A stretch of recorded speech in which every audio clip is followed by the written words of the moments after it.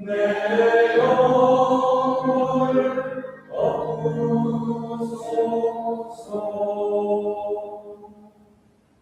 주께서 여러분과 함께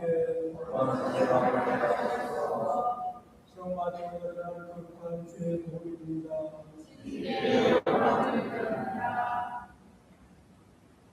예수께서 또 다른 비유를 그들에게 말씀하셨다. 하늘나라는 겨자씨에 비길 수 있다. 어떤 사람이 밭에 겨자씨를 피웠다. 겨자씨는 모든 씨앗 중에 가장 작은 것입니다. 싹이 두고 정하면 어느 구성기보다도 높은 데서 공중의 새들이 날아와 어느 가지에 깃들일 만큼 큰 나무가 예수께서 또 다른 비유를 그들에게 말씀하셨다.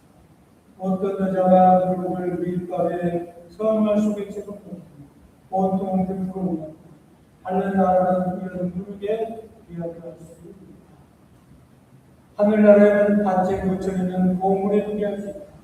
그 모를 찾아낸 사람은 그것을 다시 묻어두고 기뻐하며 돌아가서 있는 것을 다 팔아 그 밭을 산다.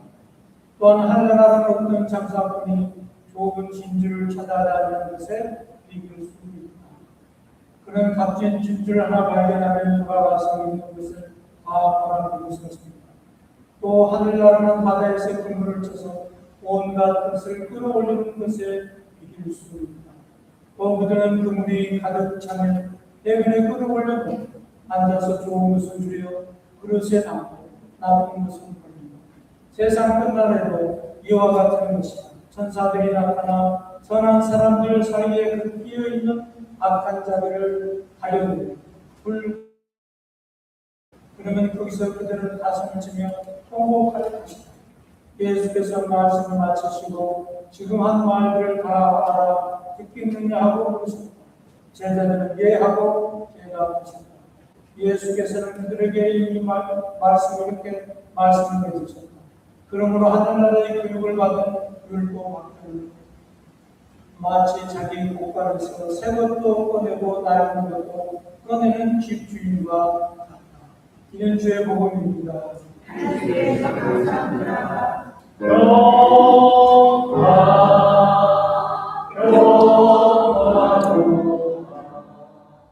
하늘 위에서 외로우네 그 사랑의 물결이 영원토록 내 영혼을 덮으소서.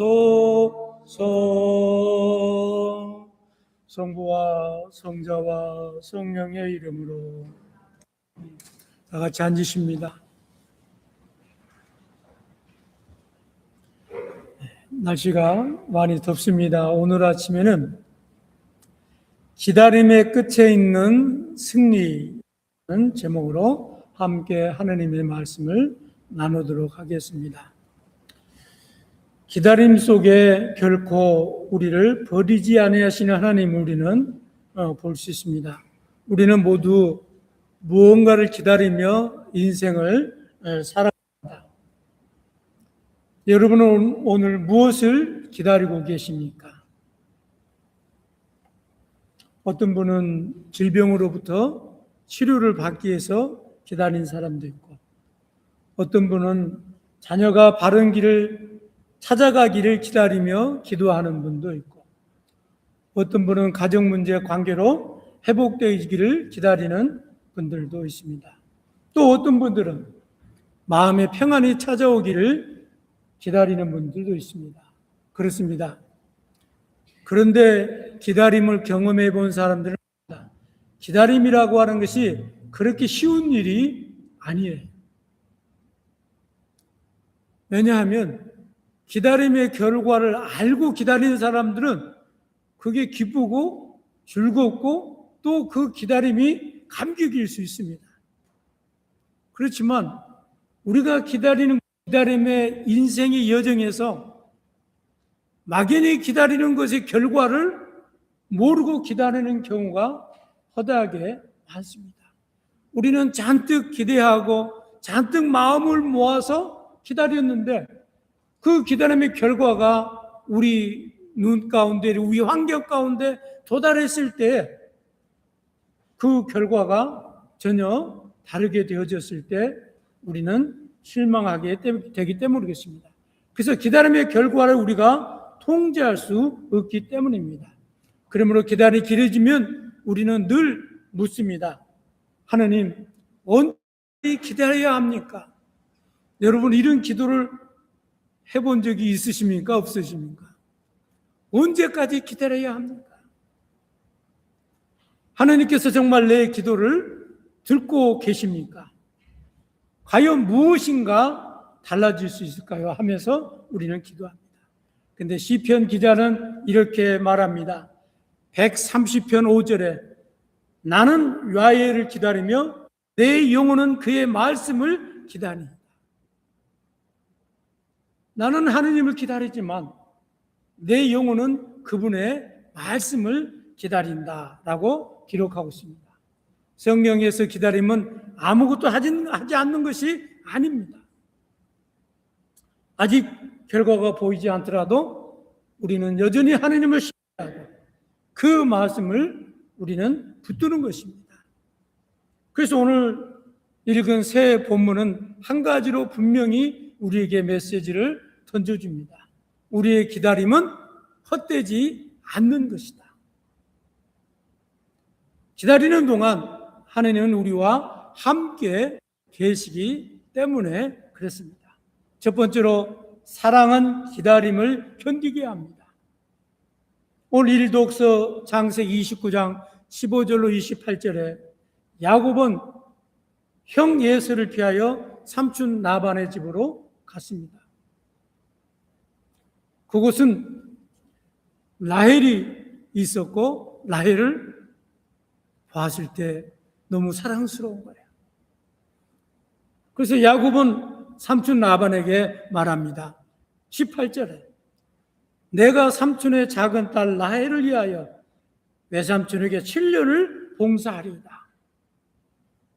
그리고 난 다음에 20절에 보니까 야곱이 라헬을 위하여 7년 동안 라반을 섬겼으나 그를 사랑하는 까닭에 7년이 며칠같이 갔더라. 예, 그렇죠. 여러분, 이런 사랑을 해보셨습니까? 예? 얼마나 야곱이 라헬을 사랑했으면 7년이 눈 깜짝할 새에 하룻밤 사이같이 횡하고 지나갔다는 겁니다. 7년은 결코 짧은 시간이 아닙니다. 그러나 라헬은 항상 사랑이 야곱에게 기다리는 힘이 주었습니다. 바울은 사랑에 관하여 이렇게 말합니다. 고린도전서 13장 7절에 보니까 사랑하는 모든 것을 믿고 모든 것을 바라며 모든 것을 견뎌냅니다. 이게 사랑이라는 거죠. 그래서 참 사랑 안에는 뭐가 항상 따르냐? 인내가 따르게 되어집니다. 즉 사랑은 즉시 결과를 요구하지 않습니다.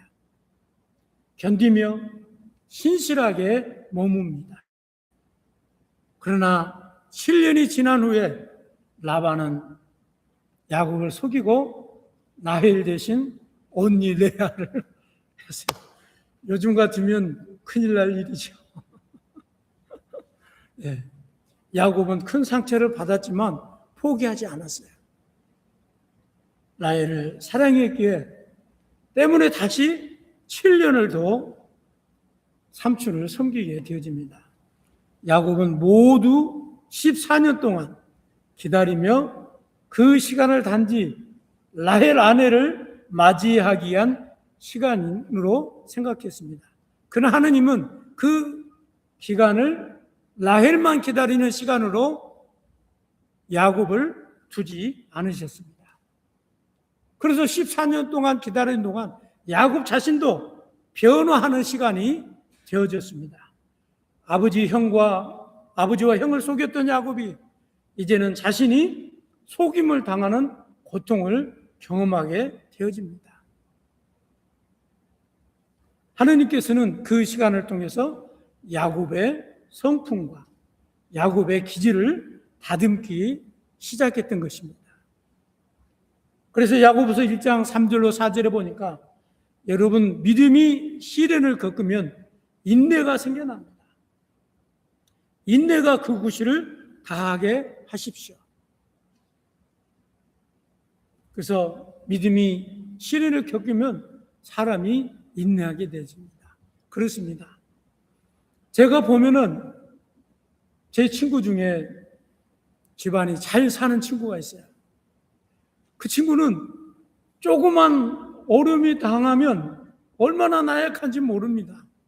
근데 제가 보기에는 이건 고민도 아니고 걱정도 아니고 염려도 아니고 아무것도 아닌데 그 친구에게 그게 큰 거예요. 그러나 저에게는 아무것도 아닌 거예요. 왜요? 그 친구가 고생을 한 번도 안 해봤기 때문에 조그만 뭐가 어려운 일이 오면은 쉽게 좌절하고 쉽게 포기하고 쉽게 그냥 모든 것을 놔버립니다. 근데 우리는 그런 환경들을 너무 경험하고 그런 환경 속에서 자라나가지고 요즘에 속된 말로 뭐 지상전, 공중전, 해상전 인생을 살면서 다 경험한 사람들은 인생의 어려운 문제 그렇게 중요하게 심각하게 생각하지 않습니다. 심각하게 이겨냅니다. 그렇습니다. 시련을 겪으면 인내가 생겨나게 되어집니다. 우리가 기다림의 끝에는 무엇을 얻을지만은 얻을 것만을 생각합니다. 그러나 하느님께서는 기다리는 동안 우리가 어떤 사람으로 변화되는지를 중요하게 보고 계십니다. 믿음은 그러므로 하루아침에 성숙하는 게 아니에요. 가정은 한 번의 대화로 회복되지 않습니다. 한 사람을 사랑하고 세우는 일에도 시간이 이렇게 필요한데 아직 결과가 보이지 않는다고 낙심하지 마십시오. 하나님께서 이 기다림을 통해 우리의 믿음을 깊게 하시고 인내가 없게 하시고 그리고 우리의 성품과 우리의 성격과 우리를 변화시켜서 하느님 앞에 아름다운 일꾼으로 사용하게 될 줄로 믿습니다. 그러므로 기다림 끝에는 결국 하느님이 우리를 다스리고 우리를 다듬어가고 계신다라고 하는 것입니다. 두 번째로 성령께서는 기다림 속에서 우리를 도우십니다. 오늘 이 독서 로마서 8장 26절로 39절에 기다림이 길어지면 우리 마음이 연약해집니다. 처음에는 확신을 가지고 기도하죠. 그런데 시간이 지나고 세월이 지나가는데 아무것도 보이지 않고 아무것도 변하지 않으면 무엇을 어떻게 기도할지 모르게 되어집니다. 그래서 사도 바울은 오늘 본문 26절에 성령께서도 연약한 우리를 도와주십니다. 우리는 어떻게 기도해야 할지 모르지만 성령께서 몸소 말로 다 할 수 없는 탄식으로 우리를 대신하여 간구해 주십니다. 라고 말씀하고 있습니다. 때로는 고통이 너무 깊어서 기도의 말을 찾지 못할 때도 있습니다. 하느님 도와주십시오라고 하는 말밖에 할 수 없을 때가 있습니다. 아니 이것도 못할 때가 있습니다. 아무 말도 하지 못한 채 눈물만 흐릴 때도 있습니다. 그러나 그때도 우리 기도를 끝난 것이 아닙니다. 성령께서 우리의 눈물과 가장 깊은 소망을 아시며 말로 표현할 수 없는 탄식까지 하느님 앞에 가져가십니다. 그래서 로마서 8장 28절에 하느님을 사랑하는 사람에게는 모든 일이 서로 작용해서 좋은 결과를 이룬다는 것을 우리가 압니다. 라고 기록이 되어져 있습니다. 이 말씀은 모든 일이 그 자체로 좋다는 뜻이 아닙니다. 우리에게 질병도 있고 우리에게 배신도 있고 고통과 실패는 결코 좋은 것이 아니지만, 그러나 하느님께서는 우리의 아픔 경험까지도 붙드시고 선하시고 구원적인 목적을 위해 사용해 주신다라고 하는 것입니다. 우리는 지금 하느님께서 하시는 일을 이해하지 못할 때가 너무 많습니다. 그러나 하느님께서는 보이지 않는 곳에서 지금 이 순간에도 우리를 위해서 돕고 우리를 위해서 인도하시고 우리를 이끌어 주십니다. 그래서 32절에 보니까 하느님께서는 당신의 아들까지도 아끼지 아니하시고 우리 모두를 위하여 내어주셨다. 여러분 한번 생각해 보세요. 아들까지 내어주신 분이 우리를 내버려 두겠어요? 하느님께서는 여전히 우리를 지키시고 보호해 주십니다. 하느님께서는 우리를 사랑하신다는 가장 분명한 증거는 현 상황이 아니라는 거예요. 우리는 현재 상황을 바라보지 마시고 십자가를 지신 그리스도를 바라봐야 합니다. 여러분, 우리의 환경은 변할 수 있습니다. 우리가 계획을 짜고 우리가 목적을 두고 우리가 기도하고 그렇게 하지만 그 환경은 변할 수 있다는 거예요. 그러나 우리를 향하신 아버지 하나님의 사랑은 결코 변하지 않는다는 거예요. 그래서 우리는 인생의 삶의 여정 가운데 환경 바라보고 실망하고 좌절하고 낙심해서는 안 됩니다. 환경이 어떻게 되든지 하느님께서 나를 붙들어 주시고 하느님께서 나를 지켜주신다면 결코 그 어려움도 그 어떤 일도 우리는 이겨낼 수 있고 그 어떤 일도 당당하게 승리로 이끌어낼 수 있습니다. 그럴 때 우리는 뭘 바라봐야 된다고요? 십자가를 바라봐야 됩니다. 세상 바라보면 실망밖에 안 됩니다. 세상 의지하면 허탈함이 찾아와지게 되어집니다. 그러나 하느님 바라보면 하느님께서 그 모든 일들을 이루어 주십니다. 그래서 35절 보니까 누가 우리를 그리스도의 사랑에서 떼어놓을 수 있겠습니까? 라고 선언합니다. 그리고 37절에 우리는 우리를 사랑하시는 그분의 도움으로 이 모든 시련을 이겨내고도 남습니다. 우리 환경이 어떤 시련과 역경과 고난이 다가와도 예수 그리스도를 바라보고 묵묵히 기다리게 되어지면 언젠가는 승리가 우리 가운데 오게 되어집니다. 그래서 고난이 우리의 믿음을 무너뜨리거나 우리를 하느님의 사랑에서 떼어내지 못한다라고 하는 것입니다. 그러므로 눈물을 흘리면서도 하느님의 손을 놓지 마십시오.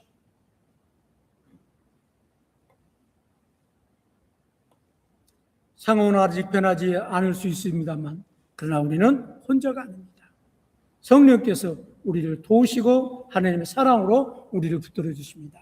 마지막 세 번째로 하나님의 나라를 보이지 않는 곳에서 자랍니다. 오늘 세 번째 복음 독서의 13장 31절로 33절 말씀입니다. 예수님께서는 하늘나라의 겨자씨로 비유하고 있습니다. 하늘나라는 어떤 사람이 겨자씨 하나를 가져다가 자기 밭에 심은 것과 같다. 여러분, 겨자씨가 얼마나 작습니까? 그러나 그 작은 씨가 자라면은 큰 나무로 성장하게 되어집니다. 그래서 제가 잠깐 보면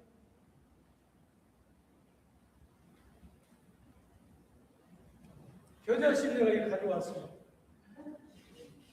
여러분들이 설교가 끝난다 하면 겨자씨를 한번 보세요. 겨자씨가 얼마나 작은가. 근데 이 겨자씨, 작은 겨자씨 나무가 겨자씨가 큰 나무를 이룬다라고 하는 것입니다. 그래서 그곳에 와서 집을 짓고 또 사람들이 그 그늘에 와서 쉼을 얻게 되는 것을 우리는 알 수 있습니다. 하나님의 나라는 작은 것에서 시작됩니다. 한 사람의 해결, 한 가정의 기도도 한 교회의 신실한 신자 한 사람으로부터 시작이 되어집니다. 땅에는 아무것도 변하지 않는 것처럼 보여도 땅 속에서는 생명이 자라고 있습니다. 우리의 책임은 신실하게 심고 물을 주는 것입니다. 자라게 하시는 분은 오직 하느님이시다라고 하는 것입니다. 하느님께서는 하느님 나라를 밀가루 속에 들어간 누룩으로 비유하고 있는 것을 볼 수 있습니다.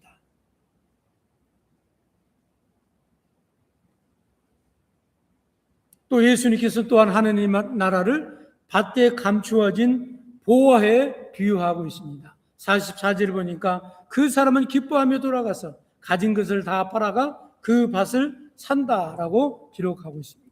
말씀하고 있습니다. 그렇습니다. 그 사람은 억지로 모든 것을 포기한 것이 아닙니다. 훨씬 더 귀하고 값진 것을 발견했기 때문에 기쁨으로 자기 재산을 전체를 팔아서 그 보화를 얻기 위해서 밭을 하는 것을 우리는 알 수 있습니다. 하나님의 나라는 우리의 시간과 수고의 삶을 드릴 만한 가치가 있다라고 하는 그런 의미입니다. 그래서 갈라디아서 6장 9절에 보니까 성행하다가 낙심하지 마십시다. 지쳐버리지 않으면 때가 이를 때에 거두게 될 것입니다. 라고 기록하고 있습니다. 말씀의 결론을 맺습니다. 그러므로 오늘 아침 우리는 기억합시다. 우리의 기다림은 신앙생활을 하면서 기다림은 헛되지 않습니다. 하나님의 사랑은 결코 변하지 않습니다. 하나님의 나라는 반드시 완성이 됩니다. 그래서 하박국서 2장 3절에 보니까 더디더라도 기다려라. 반드시 그날이 오고야 만다는 거예요. 그래서 계속해서 믿음의 씨앗을 심으십시오. 기도를 멈추지 마십시오. 사랑을 포기하지 마십시오. 하나님의 손을 놓지 마십시오. 기다림 끝에 패배가 아니라 하나님의 승리가 있습니다. 그러므로 사랑하는 교회 여러분, 승리는 기다림의 끝에서 우리에게 주어지는 축복이요 능력입니다. 오늘 또 우리가 신앙생활하면서 여러분 혹시 가지고 있는 기대 제목이 있습니까? 여러분이 바라보고 있는 그 어떤 것들이 있습니까? 포기하지 마시고 끝까지 기도하고 간구하고 하나님을 신뢰함으로 하나님 안에서 여러분이 소망하고 여러분이 얻고 여러분이 바라는 것들을 다 응답으로 받는 승리하는 신앙생활이 되어지기를 소망합니다. 성부와 성자와 성령의 이름으로.